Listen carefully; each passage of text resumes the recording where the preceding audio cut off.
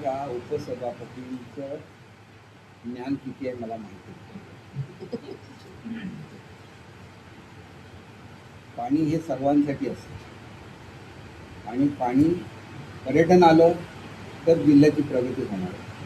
जेवढी हॉटेल असतील त्यांची जरी उपसभापतींची कुठली असली तर त्यांनी ती नावं द्यावी, त्यांना पाणी दिलं जाणार. त्यांचं असं की लोकांना फसवता येईल. जलजीवनमध्ये पैसे नाही. जलजीवनमध्ये पैसे, जलजीवनमधून मुळात ही स्कीमच चालू नाही. ही जी स्कीम आहे याला मी बजेटमधून पैसे दिलेले होते आणि आज अनेक गावांना ज्यांना पाणी नव्हतं त्या अनेक गावांना आज पाणी मिळायला सुरुवात झालेली आहे. शिरोडा गावाला पाणी मिळालेलं आहे, रेडीला पाणी मिळालेलं आहे, वेंगुर्ला शहरापर्यंत पाणी गेलेलं आहे. ज्या ज्या गावांना आरुंद्याला पाणी देण्याची व्यवस्था केलेली आहे ह्या स्कीममध्ये, त्याच्यामुळे त्यांना हे माहिती नसतं, ते नवीन आहे, त्यांना योग्य ती माहिती मी देईन आणि मग त्यांचा गैरसमज देईन.